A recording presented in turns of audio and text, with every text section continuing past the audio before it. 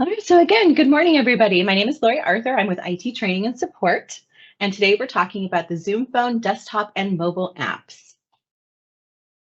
So we'll have a quick Zoom Phone overview, and then we'll talk about how Zoom phones are different, some tips and tricks. And then I'll demo the desktop app for you, and I'll also demo the mobile app for you. And then, of course, we'll have Q&A.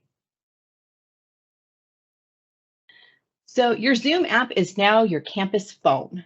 You don't have to download anything new. It's the same Zoom app that you've probably been using, especially the last couple of years. What you'll see is that it will be a new phone tab that's in your Zoom app. And that was where you'll be able to make and receive calls. When you receive a call, you'll see a pop-up, kind of like the one that you're seeing on the screen there, where you'll be able to accept or decline the message, or the notification, I should say. And then on the left, you can see the on the mobile app, what it looks like when you call. And the functionality is very much the same between the two different apps. So once you know how to answer calls and make calls in one app, you'll know how to do it in the other one as well. So how are Zoom phones different? For one, the desk phones and the soft phones have all of the same functionality.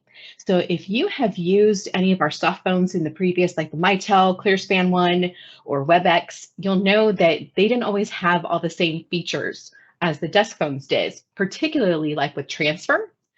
But with the Zoom phone, you have everything is the same. You have all the same functionality, both on desk phones and soft phones. And in this case, the soft phones actually have more functionality than the desk phones. So there's a lot more that you can do with Zoom Phone, and there's a lot less disparity between what you can do depending on your type of device. Also, you don't need to dial 9 for an outside line with Zoom Phone. You do want to include 1 plus the area code plus the number, but we don't need to dial 9. And also, they're still having 4-digit dialing on campus. So that won't change. People's extensions are not changing or anything like that. The only thing that it doesn't do is it does not auto dial, meaning that when I dial an extension like 4488, I have to click a button to actually dial once I've entered that number. And that's part of the reason why you don't have to dial 9, because it's never going to automatically call after you've typed in a number. You have to tell it to dial. And I'll show you that in a little bit. Your voicemail messages are still going to go to your email. But now what you will have is you will have a transcription of that message also in that email. So it'll tell you about the gist of what somebody is saying. It's fairly good transcription. It doesn't, of course, proper nouns are kind of a little bit hard for it, but you can, as I said, get the gist of what they're trying to say there. But of course, your voicemail messages will also be in the apps. So I can simply go into my Zoom desktop app, my mobile app. I can go to the Zoom web portal, and I can access my voicemail messages from there. The ones that are going to your email is still a copy of what's in your box. It's also easy to put a call on hold on one device and pick it up on another one. This is called Call Flip. So let's say that I'm on a call on my desktop app, and I really need to go to a different location. I need to go even just right outside my office. I can actually place the call on hold on my desktop app, open up the Zoom app on my mobile phone, and pick it up from there. It'll just be, I'll see it there on hold, I'll press a button, I'll pick it up on there, and I basically transfer the call from my desktop app to my mobile app, and I can continue the call. So yes, the call flip also works vice versa. So you can flip between your desktop and your mobile either way. You can also customize your phone with the Zoom web portal. There's a whole lot that you can do there without having to go through telecom, where you can actually customize your own settings. So for example, call forward busy and call forward no answer. By default, if I am busy or I don't answer my phone, it will go to my voicemail. But let's say that I want, when I'm busy, I want it to go over to Angela. I can go into my Zoom web portal and I can set that up so that every time I'm busy, it will actually send it to Angela.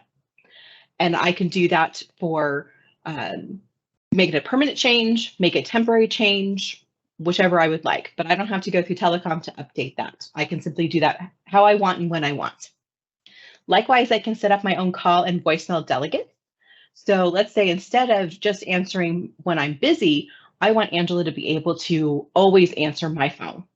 I can go into the Zoom web portal. I can set her up as a delegate for calls, and she will now see my extension on her Zoom web app, and she'll be able to place calls for me, answer calls for me, put calls on hold for me, and then I can pick them up. I choose what I want to give her, which of those permissions I want her to have. And again, I don't have to go through telecom for that. I can simply do this all myself in the web portal. Likewise, I can give her voicemail delegate status, meaning she can listen to my voicemail messages and see them in her app. And she'll be able to tell the difference between her voicemails and her phone calls and my phone calls and my voicemails. She isn't able to delete my voicemail messages, but she can at least listen to them. There's also the concept of business hours and holiday schedule. So this is a totally optional thing, but let's say, for example, I do put the Zoom web app on the Zoom phone app on my mobile device. I don't really want people to call me after 5 p.m. That's my business hours are 8 to 5. So I can set up business hours so that I only get calls on my desktop app, my mobile app, between 8 and 5, Monday through Friday. And if a call comes in at 5:01, it will just go to my voicemail. It won't ring any of my devices. Likewise, I can use the holiday schedule to tell the system, don't send any calls to my devices during this time period. And you can use that obviously for like our upcoming holiday break, for vacations, whatever you like. But you're basically setting sort of an alternate schedule for yourself and having Zoom route your calls appropriately. And so I can send people to voicemail. I can send them to somebody else when I'm not available. I can have separate voicemail greetings for during my business hours versus after my business hours. There's a lot that you can do there. Again, completely on your own. You don't have to go through telecom.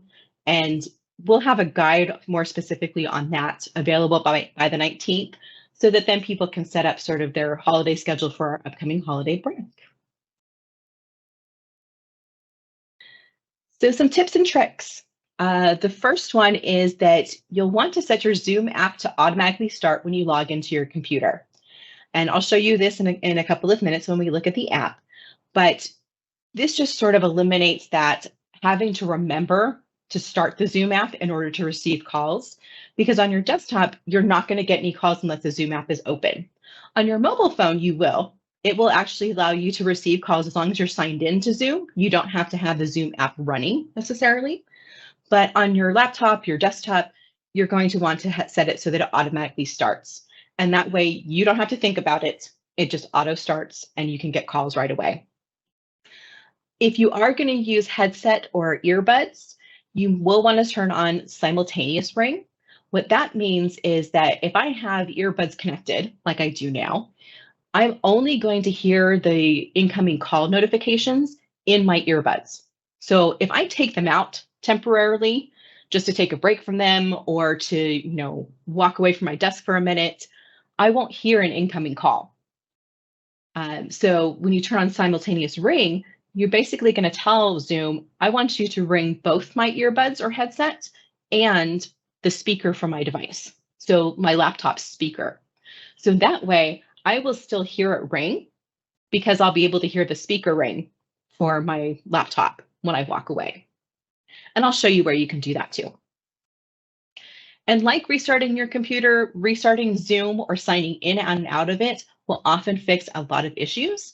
We haven't experienced a lot of issues with Zoom, honestly, but the couple of ones that we have had where it was behaving a little strangely, simply exiting the app and then restarting it often fixes all of those issues. And I'll show you how to do that too. On your mobile app, you'll want to make sure that you've enabled cellular for Zoom calls, because there are some times when you're in an area where you have really strong Wi-Fi and you'll want to use Wi-Fi for your Zoom. But there are other places where the cell service is a little bit better. So you want to use cell service for Zoom. Just make sure that you haven't disabled cellular when you have Zoom running, so that then it can use cellular if that is the best one for it to use at the time. Another note is that if you've modified your display name in the Zoom web portal, then that name is what's going to just show up on the Zoom phone displays. So you'll see mine in a moment, and I've changed my name to Lori Arthur and then in parentheses CSUF, so that I can identify myself as being from Cal State Fullerton when I'm on Zoom web meetings. But that's the name you'll see on my Zoom phone if I call you, and then also just when I'm looking at my account. So that's going to override whatever telecom has put in for your name on that particular phone. So keep that in mind, especially if you're a ditzy, if somebody's coming to you and saying the name on my phone is all wrong. That's the first thing to check, is have they actually gone in and changed their display name in the Zoom web portal? That would be overriding what's in the Zoom phone area as well. And as a note, updating your display name in the Zoom web portal doesn't update any other campus database. We don't have any connection to that. So it is going to display in the Zoom phone, but my Roy Arthur CSUF isn't going to show up in Outlook because I did that, for example. So Ditsies will still follow the same process to actually update somebody's name. You fill out the same sort of form to update Outlook and the telephone databases and et cetera when somebody needs to change their name. All right, so we're going to go ahead and demo. All right, so here is the Zoom web app, or the Zoom, it's basically the Zoom app, but it also includes the phone. So you can see it's the same one where I have all of my meetings, but I now have this phone tab that includes a dialer. So I can click on any of the numbers if I want to make a call. I can also use the number keys on my keyboard in order to dial. I can also do a search if I want to look for somebody. And then I can call them from there. So, and then over here on the left, we have my history. And right now you're seeing all history, but I can have it just my missed calls if I just want to see that. I have multiple lines available, so I can choose to see for a specific line. I can see, like, here's one that came in for IT training that I answered. Here's some other ones that I answered. There's a missed call that I can see was a missed call for IT training. And you can see when I hover over, I can simply call and call them right back. Voicemail tab is right next to it. And so this is all of the voicemail that I have access to. And if I click on one of these, I can see the transcription right here. So I don't necessarily have to listen to the message in order to be able to see the transcription, and it won't usually automatically start playing. I just had to click play. There's a lot of other options you can see here. When I click on that 3 dots, I can delete, I can save it. So I can save a copy of this to like my Dropbox account if I want to keep this long term. I can also mark it as unread if I want to, and now I see all the notifications pop up, or I can mark it as read. You can also mark things for follow-up as well if you want to just keep a kind of a note there.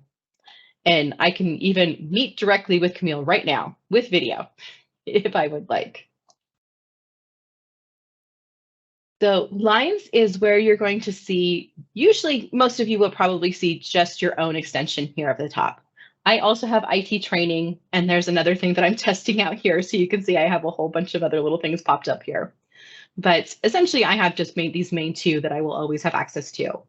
And I'll be able to tell the difference. We'll do some calls in a moment, but I'll be able to tell the difference between a call that's coming in for me versus a call that's coming in for IT training. And with the IT training line, this appears on several other phones. And so when it pops up, any one of us can answer it. And once somebody else answers it, that notification will go away. And then we do actually have SMS, so text messaging. So if you want, you can actually send text messages to and from your campus extension, which is kind of nice if you don't want to have to give out your personal cell phone number, but you want people to be able to text you. This is a nice way to be able just to have them send a text to your campus extension, and you can read and respond to it there. All right, so I'm going to go ahead and call myself from another test phone.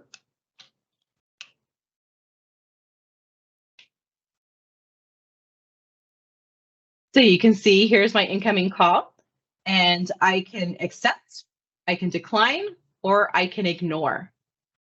I'm going to accept it. There we go. So now I'm in a call, and you can see I have some extra options here. So of course I can mute. If I need the keypad, I can bring it back. Audio we'll look at in a moment. This will open up your audio options. It's the same audio settings that you have access to now for your Zoom phone. or for your Zoom app.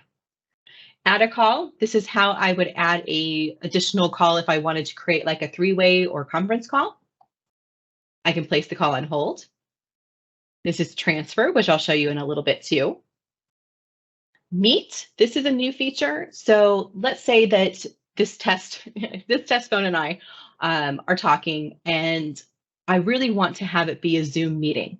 This is especially going to be true for me. So, if you call me and you're asking for help with something and you're trying to describe what you're seeing on your screen, but I'm having trouble visualizing it, I might say, hey, let's just meet on Zoom real quick so that you can share your screen with me. I can click meet. It will send a notification to the caller saying, hey, we're going to change this to a Zoom meeting. Is that okay? And then we'll join automatically a Zoom meeting. And now I can share my screen, you can share your screen, we can invite other people to join us, but it is a Zoom meeting rather than a Zoom call. This works best, of course, if you're both on Zoom phone at the same time, but it's something that's available to you. And I'm really excited about this, honestly, because I do this a lot where I need to go into a Zoom meeting to help users. So this eliminates that need of having to send an invite and try to log in. We're just automatically convert it to a Zoom meeting.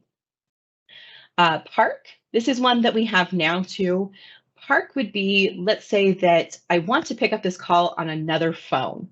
Not necessarily my phone, but let's say that I need to go over to the reception desk area, which is across the hall. And I want to pick up the call on the desk phone that's there. I can press Park. It will give me a Park code, like *76. I write that down because I will forget it. Then I have 3 minutes to go to any other campus phone and put in *76, and then I'll be connected to that call again. So this is kind of helpful if you have a lot of different locations that you're going to, or if like where you're going to, like we have like a data center in the basement of the library where the cell service isn't really great in a basement. So Park is a really good option to be able to just pick up that call in that data center on a desk phone without having to try to transfer it, because it gives you a lot more time to go pick it up. But you do want to make sure it's somewhere you can get to within 3 minutes. So let's look at audio real quick. If I click on that, you can see it's brought me to settings and audio. So another way of getting there is clicking on your image here and then choosing settings and then going to audio. So you can see I have my earbuds selected right now for my speaker and my microphone. And I have the use separate audio device to play ringtones simultaneously. And that's set to my speakers. These are my default speakers for my laptop. So this really only is one that you would set up if you have your headset actually or earbuds connected, and then you'll be able to actually select them. Also on here, if I scroll down, I can change the ringtone volume and the call waiting volume. So I might actually turn this down a little bit because it's a little loud in my ear when I get calls. There we go. And you can also see that I have a bunch of different extensions and I've got some weird stuff going on because of course I'm testing. But in the end, I am going to have 2 different extensions for me, my main 57192 and then the IT training line. I can set a different ringtone for each extension that I have access to. So when I hear a particular ringtone, I'll know instantaneously, oh, that's the IT training line. Somebody else may be able to get it. I don't need to run back to my desk. Oh, that's a call for me directly. Nobody else is going to pick that up, so I need to run back and pick that up real quick. So it's very easy to set a specific ringtone. Likewise, if you have your contacts imported here, like you have Outlook especially connected to your Zoom, you can set a specific ringtone for a specific person. So I might want to set a specific ringtone for my manager. So every time she calls me, I know exactly that is a call from my manager. I better answer that real quick. So you can also set that here. And while we're here, I'll also show you here under General. This is where you can start Zoom when I start Windows. So I have it set so that it's not only going to start when I log into my computer, it's also going to silently start.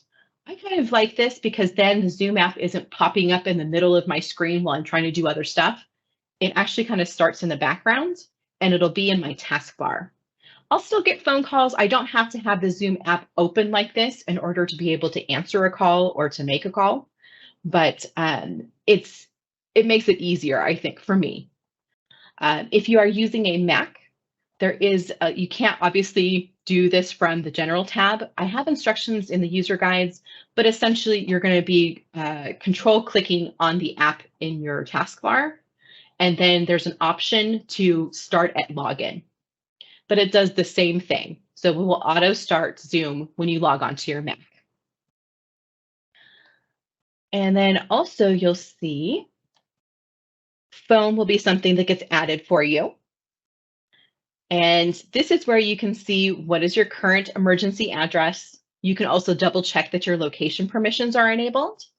On the Windows PCs, this should be automatically entered for you, this location permission. On a Mac, there will be some extra steps that you have to follow in order to actually enable location permissions, but Zoom will walk you through all of it. And again, I have user guides on how to do this too. For the Mac, you have to install like a location helper, but once you've done that and you've allowed the permissions, you don't have to worry about it again. And then for the emergency address for both PC and for Mac, we're going to set your address as your current location, your office location. You'll want to confirm it, make sure it's correct. At the moment, mine is not correct. That's not where I'm at right now. So I can correct that with Telecom is who I would correct that with right now. But that's one thing that you'll want to confirm, that your address is correct. When you're working off campus, you will have to create a person location or address, but you'll want to wait until you're actually at that location. So for example, I telecommute at home a couple of days a week. So when I am actually at home, I will want to click on personal location or address. I'll close this so it'll hide. This is taking me into the Zoom web portal. It would prompt me to log in to the campus portal if I wasn't already. But you can see here's my current location for campus. And I can simply add what is my personal or emergency address. And once I've added that at home, I shouldn't have to add it again. Zoom will automatically detect as long as I'm using the same network each time I'm at home, then I'm good. And part of this is going to be based on your IP address. IP address is kind of like a location that's assigned to your computer by whatever network you're connecting to. And at home, pretty much it's, unless you have something special set up, it's going to assign you the same IP address each time your computer connects to your home network. So you shouldn't have to worry about re-adding this. If you're working somewhere public like Starbucks, you may have to re-add the emergency address each day that you're at Starbucks. Because it's a public Wi-Fi, they usually don't assign the same IP address to you each time that you're there. So again, Zoom is going to prompt you. You don't have to worry too much about this. It's actually going to prompt you. If it doesn't know what your location is, you'll get like a little prompt over here, and then you'll know you need to go in there and add an address for yourself.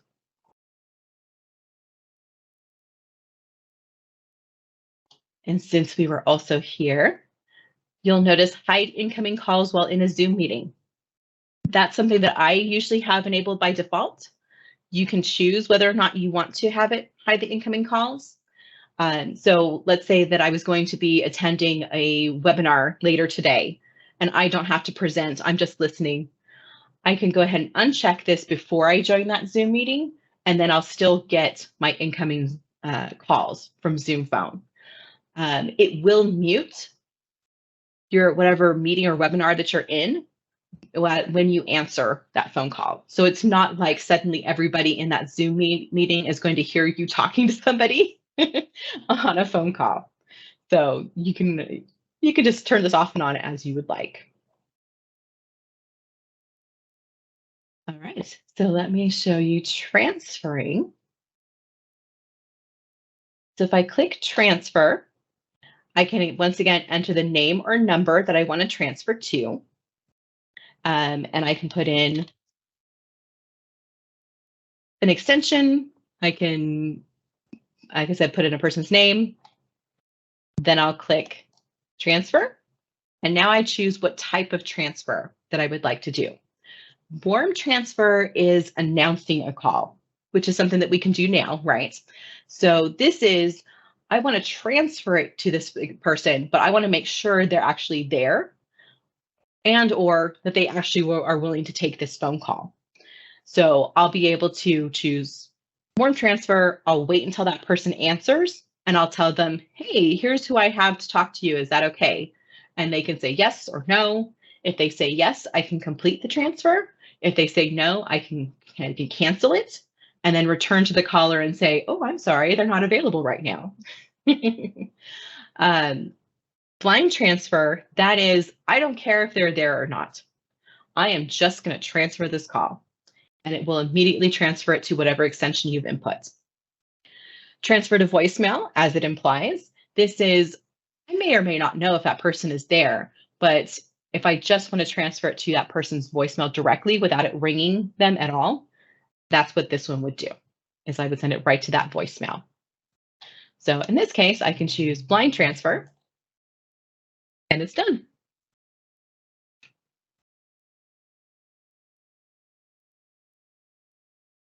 And you can see that there's where I transferred it. So I'm going to go ahead and call back my desk phone over here. So you can see I do have to click this little blue button to call.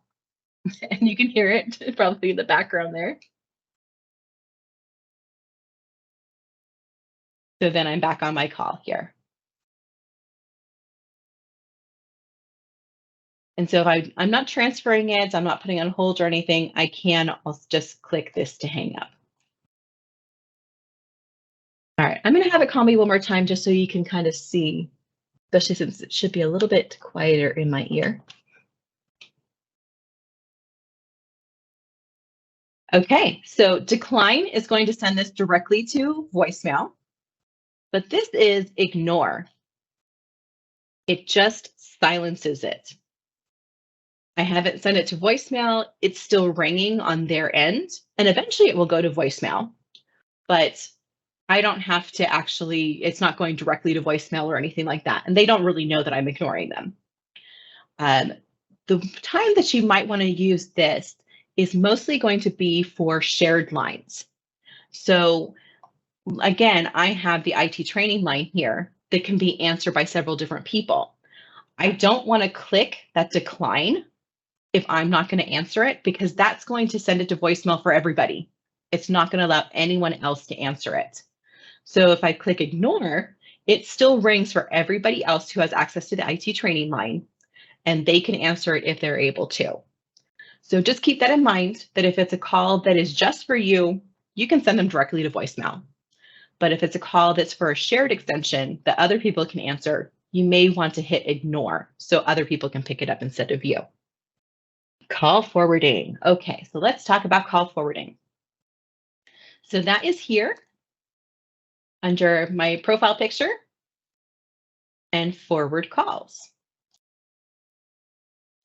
So right now I have it set up. This is just my previous settings. So I did this before in the class yesterday. So it remembers that from yesterday. I've set it up so that it is forwarding to Camille and it is going to forward to her for 30 minutes. I can change the timing here. I can even put always if I always want it to go to her. And always really just means until I turn it off manually. And then I have it set so play my voicemail greeting if the call is not picked up, meaning that my calls are going to be forwarded to Camille, but if she doesn't answer it, it's going to go back to my voicemail, not to hers. I could also instead just forward directly to my voicemail. I can listen to what my default voicemail greeting is, and I'll be showing you that in a couple minutes too. And then once I have my settings, I can click save. And you can see it's enabled it. And I can see up here at the top, calls are being forwarded to voicemail. And I have a handy dandy turn off. And you'll be able to turn it off even if you select an amount of time. So if I say for, do the call forwarding for an hour and I don't need it for that full hour, I can come back here and manually turn it off. or it will automatically turn off after that specified amount of time. So it's really nice. I really like the forwarding calls. It makes it really easy just to turn it off and on and to specify exactly where you want to send it and just do it for a short amount of time if you would like. Also under here, I should mention the do not disturb. So this is where the do not disturb can be found.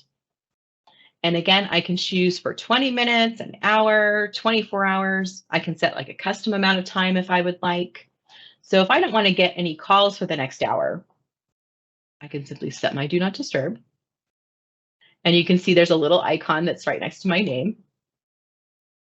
And I can see there it is for 1 hour. But I can always come back here and turn it off if I'm ready to have it turned off before that hour is up. So you don't have to wait the whole hour. You can see it right there too. And then do not disturb. There we go, turn it off. So very easy to do there. The other thing that you'll find under here in the profile, of course, is the check for updates. I have a guide about this too, but that's another thing that you'll want to do semi-regularly is check and see if there's an update for Zoom. So again, for troubleshooting, restarting the app, signing in, signing out, sometimes it's an update. Sometimes you don't have to necessarily upgrade, but you do have to be on a certain version in order for Zoom Phone to work. And beyond that, a lot of the things that they're updating are bug fixes. So you may be experiencing a bug that has been fixed in one of the updates. And so if you're still experiencing issues after restarting your app, I would come here and do check for updates. If you get an error message when you try to check for updates, you can contact the help desk, but I also have a little bit of information in our troubleshooting guide on what you can do with that. All right, so let's go ahead and go into the Zoom web portal. Now, the easiest way to get into the Zoom web portal is by going here to my profile picture and choosing my profile. That logs me directly into the Zoom web portal. You can also log into the campus portal, select the Zoom app, and then sign in there. But either way, you can get right in here to your Zoom web portal. If you aren't signed into the portal on your web, on the web browser, it'll prompt you to do that. But here you can see there's my display name. So here's the name that we've passed over to Zoom Phone, and this is the one that I am overwriting that with, my display name. So you'll see a new phone option here. And by default, it should take you to settings, but notice I have voicemail, my call history is here as well. This is where the emergency address information is as well. And if I scroll down, you can see I've actually set my business hours to be Monday through Friday, 8 to 5. And here is my greeting. So if I click on edit and add audio, this is how I would record a new voicemail greeting. So you have several options. One is text to speech, and that is I want to just type in what I want my message to be, and I will select one of these Zoom Phone narrators and have them sort of auto record, as it were, a text to speech version of my greeting. You can absolutely do that. You can also upload. So if you've recorded your greeting in a different audio app, like you've recorded it in Adobe Audition, and you want to just upload the existing file, you can upload an MP3 or WAV audio file, or you can simply record by computer. So in this case, you want to give it some sort of name. So I might call this new voicemail greeting. And you're really the only one who sees this name, so whatever is meaningful to you. You'll choose the category. You're always going to be choosing voicemail greeting. You can see that we have a lot of other things for the campus that are on here too. So, but you're really only ever going to be doing the voicemail greeting. And then I can simply click on this to start recording. You may see a pop-up in your web browser saying allow to use the microphone. But once you selected it, it should just auto record like this. And you can see I have 4 minutes. I don't know that you want to subject anybody to a 4-minute voicemail greeting. So you can play it back, listen to it, make sure it's okay. You can record it again. Or if you're happy with it, you can simply edit. And it assumes you want your new voicemail greeting to be the one that's played, but you can always come here to edit, choose from asset library. So here's all of my voicemail greetings, and I'll go back to my default greeting for now. But this does mean that you can actually pre-record things like a holiday greeting or any other type of greeting that you would like and switch back and forth between them just by going to your choose your audio library and hit save. So if I had set like a holiday greeting, but I forget to do it before I leave campus for the holiday break, I can simply log into my Zoom web portal, come in here and just choose that greeting and save it, and I'm all good. And in this case, as I mentioned before, when you have business hours, you can actually have a different greeting for closed hours. So if you call after hours, do I want to have a different greeting there versus the one that while I'm actually in the office? So you have lots of options there. And there's the holiday hours too. And like I said, I'll have a user guide on this that will go over it if you're interested in using it. But this is entirely optional. If I don't have this, it's just defaulted to 24 hours a day, 7 days a week, meaning that whenever you get a phone call, it's going to ring your devices. But even then, you can actually set some customizations so that you don't get calls when you don't want to. So there's a lot of things that you can do here if you'd like to customize it. All right, so now I'm going to go ahead and show you the Zoom app on mobile. So let me open up my Zoom. So you can see I also still have this phone tab that appears in my Zoom mobile. And it's basically just a truncated version of the same desktop app. So you can see to the left of all history at the top, and it's at the top left, there's kind of an array of buttons. That takes me to my dial pad so I can make a call. And then of course, this is my history tab right here. I can tap on voicemail to look at my voicemails. And if I select one, I can see the transcript, but I can also listen to it. I can go to lines if I want to see all of the lines that I have access to. And then there's my SMS text as well. So there isn't really anything you can't do on the mobile app that you can in the desktop. I think you have a few more customizations that you can do in the desktop app than on here. But also you'll find that your additional settings on the mobile app, that at the very bottom right, you'll see a more with 3 buttons. I click on that. So clicking on my name up here at the top, that is where under work location, where it says office, it says in a calendar event right now. If I tap that, that's where do not disturb is. And if I go back, and if I go to the phone settings, this is where I can forward calls. This is also where I can double check the location permissions. Usually by default, especially on the iPhones, it enables your location permissions by default. It will pop up with some things where you have to hit accept and allow, but then you're good to go. But if you're not sure if you've enabled those properly, you can always come here and double check that the location permission is set to on. For the mobile app, it's always going to use your mobile phone's location in order to determine what your location is and, of course, what emergency operator call. And if I come back here and go to General, the second option here, this is using CallKit to receive calls when not on Zoom. CallKit, of course, is specific to Apple devices, but there's a similar one for Android as well. And what this means is when it's enabled, I will still get Zoom phone calls even if the Zoom app is closed.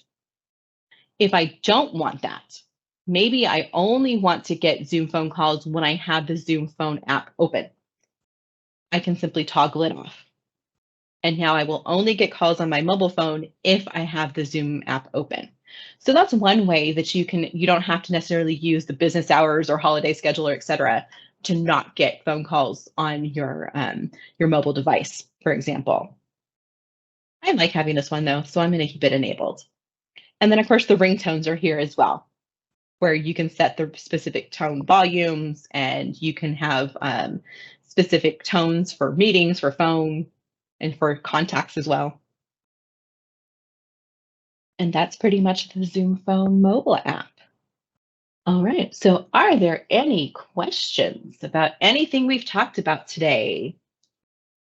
Okay, Diana is asking, are there going to be physical phones or is it all through a computer or mobile device? There are physical phones for certain people. I would say most people on campus are just going to be getting the apps.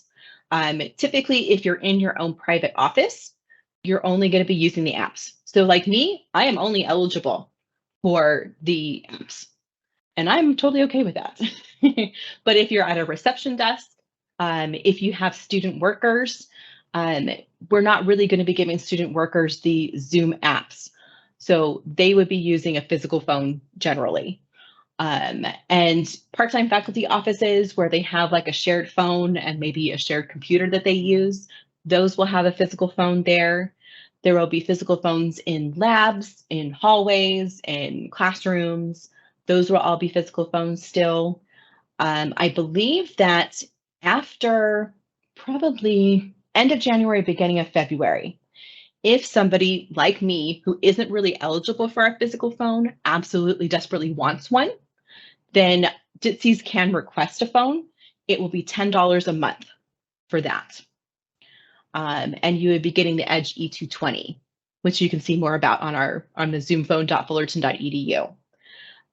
But in general, you're going to, if you didn't get a physical phone the first go around, you'll have to wait until the end of January to request it.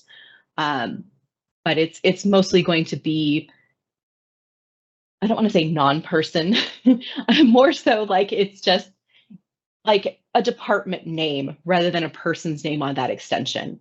There's going to be a physical phone associated with it. Phones that use cellular only are only those issued by the university. Oh, that would be, yes. You are not required to put the Zoom app on your personal phone.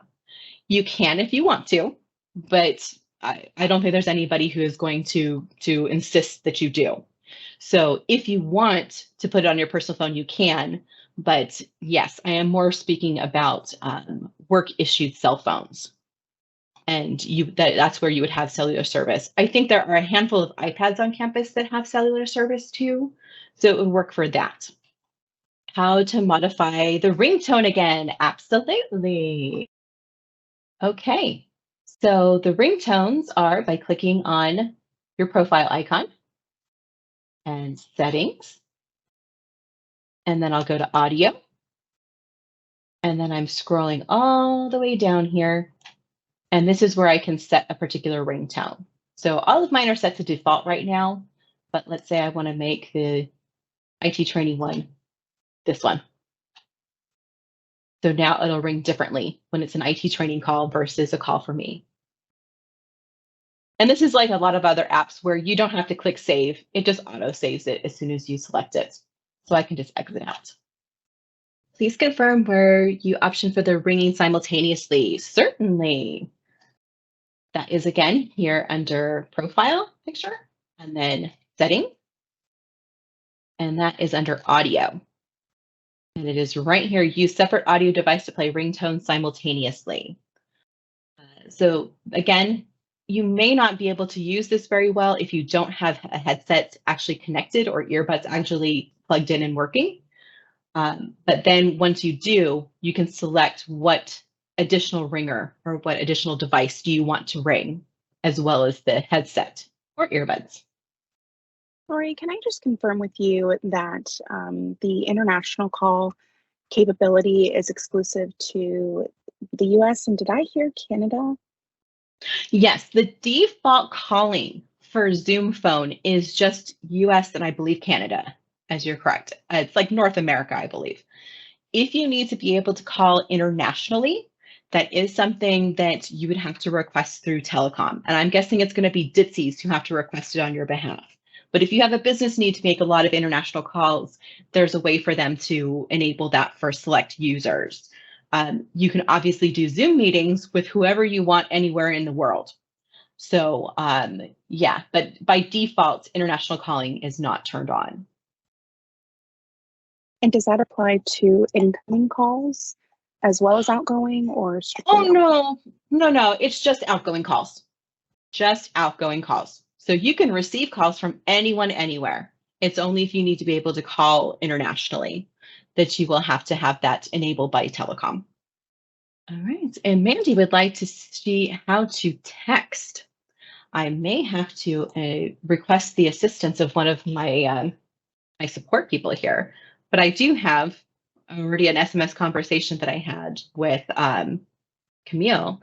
Oh, they changed my number since then. Let me do a new SMS and I will bother Angela. I think I'm going to do that this. So now I've sent it to Angela. I can send her files too, but she can send SMS to anybody who is in your contacts if you'd like. But you would also see them here too if somebody was on a cell phone and sending you a text.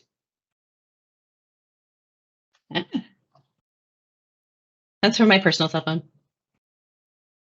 So I just sent that as a regular text message on my personal cell phone. And I just put into 657-278-5792.